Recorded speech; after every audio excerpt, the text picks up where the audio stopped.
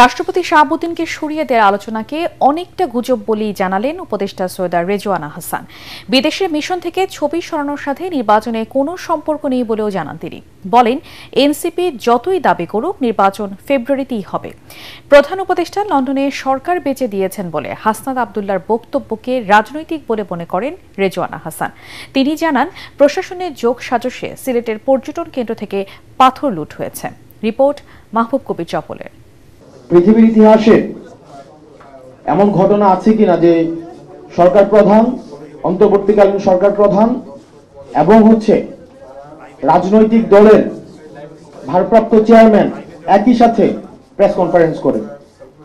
ওই দিনই সরকার লন্ডনে বেচে দিয়ে আসছে। সরকার, এই অন্তর্বর্তীকালীন সরকার ডক্টর মোহাম্মদ ইউনূস, ওই দিনই সরকারটা লন্ডনে বেচে দিয়ে আসছে। হাসনাত আবদুল্লার এমন বক্তব্যের পর অন্তর্বর্তী সরকারের সাথে এনসিপির সম্পর্ক নিয়ে নতুন করে আলোচনা শুরু হয়েছে।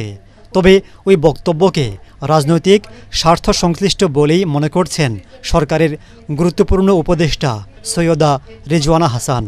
অবাধ বাক স্বাধীনতার সময় আছি তো আমরা, যার যেরকম মন চায় সে সেরকম বলছে। তার রাজনৈতিক অবস্থানে কোনো একটা কিছু সুটেবল হলে সে একরকম বলছে, সুটেবল না হলে সে আরেক রকম বলছে। এটা তো আমাদের পক্ষ থেকে ব্যাখ্যা আসার কোনো প্রয়োজন নাই।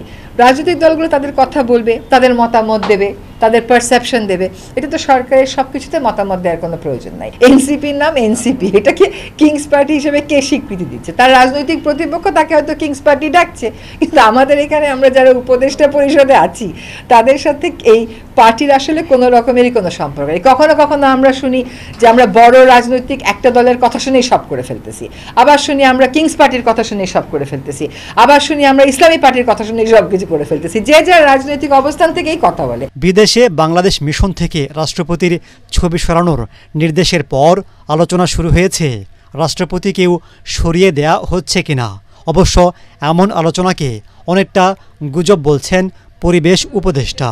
জানান, এর সাথে নির্বাচন পেছানোর কোনো সম্পর্ক নেই। আপনার রাষ্ট্রপতি এখন যিনি আছেন থাকবেন না, প্রধান বিচারপতি আসছেন, এরকম একটা বিষয়। এইরকম আলোচনার কি শেষ আছে? আমরা তো কত আলোচনা শুনেছিলাম, জুনের মধ্যেও নির্বাচন হবে না, এটা এই মাসের মধ্যে নির্বাচন হবে। এখন রাজনৈতিক বিষয় তো, আমরা বাংলাদেশিরা প্রত্যেকেই রাজনৈতিক সচেতন, প্রত্যেকেরই সব ঘটনার একটা ব্যাখ্যা আছে। হয়তো এত কোনো ব্যাখ্যাই নেই এটার পিছনে, কিন্তু এটার সাথে নির্বাচনের যে কোনো সম্পর্ক নেই, এটা একেবারেই স্পষ্ট। একটা ছবির সাথে নির্বাচনের কোনো সম্পর্ক থাকতে পারে না। বসুন্ধরা টিস্যু, অশুদ্ধতার বিরুদ্ধে এক বিন্দুও ছাড় নয়। এইটার সাথে তো সরকারের অবস্থান বদলের কোনো সম্পর্ক নাই। সরকার বলেছে ফেব্রুয়ারিতে নির্বাচন হবে, সরকার সেই মোতাবেক নির্বাচন কমিশনকে প্রস্তুতি নিতে বলেছে। এটাই হচ্ছে সরকারের অবস্থান। সেইগুলো হচ্ছে ঐক্যমত কমিশন এগুলো নিয়ে ডিল করছে। এখনো পর্যন্ত নির্বাচন ফেব্রুয়ারির প্রথমার্ধে হওয়ার জন্য নির্বাচন কমিশনকে বলা হয়েছে এবং ফেব্রুয়ারিতে নির্বাচন হবে। ঐক্যমত কমিশন যদি যে সিদ্ধান্ত দেবে, ধরুন পিআর বা আসন ভিত্তিক, সেটা যদি সরকার না মানে বা সরকার সেই অনুযায়ী কাজ করবে কিনা?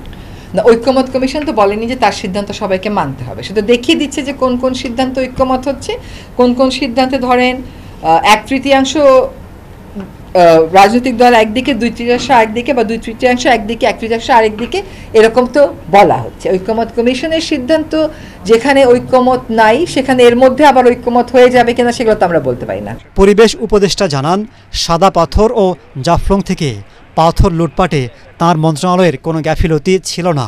সব দলের নেতাকর্মী এক হয়ে প্রশাসনের যোগ সাজশে হরিলুট করেছে। পাথর লুট হয়ে যাওয়ার দায়টা আমাকে দিয়েন না, কারণ আমি ওই কাজটা করেছি এবং এখন দেখা যাচ্ছে তারা মামলা করছে, কিন্তু সেখানে আদৌ যারা দোষী তারা কতটুকুন তালিকাভুক্ত সেটা আমাদেরকে দেখতে হবে। একটা কথা একটু বলতে হবে, সেটা হলো যখন আমরা ওইখানে 2 উপদেষ্টা গেলাম, আমরা আক্রান্ত হলাম, তারপরে আমরা চলে আসলাম, তারপরে কিন্তু 3 দিন ব্যাপী ব্যাপক অভিযান হলো। সব স্টোন ক্রাশার মেশিনে বিদ্যুৎ সংযোগ বিচ্ছিন্ন করে দেওয়া হলো। করে তাদেরকে একটা বার্তা দেওয়া যে আমরা এটা করেছি। আপনি আমাকে বলেন তো, আপনি গত 10-20 বছরে পাথর লুটের বিরুদ্ধে কোন মন্ত্রীকে স্পটে যেতে দেখেছেন? একটা উদাহরণ আমাকে দেন। আচ্ছা, কোন মন্ত্রীদেরকে আক্রান্ত হতে দেখেছেন? একটা উদাহরণ আমাকে দেন। তার মানে এইখানে যে ঐক্যটা গড়ে উঠেছে, এই ঐক্যটার বিপরীতে প্রশাসন হয় যোগসাজশ করেছে, নতুবা নীরব থেকেছে, বা দুটোই করেছে। এবং সেজন্য প্রশাসনের ব্যাপারে আমরা ব্যবস্থা নেব কিনা দ্রুতই দেখতে হবে। আগামী বছর জানুয়ারিতে তিস্তা প্রকল্পের কাজ চায়না শুরু করবে বলেও জানান পানি সম্পদ উপদেষ্টা। 1 জানুয়ারি 2026 থেকে শুরু হবে। মাহবুব কবির, চপল, ATN বাংলা, ঢাকা।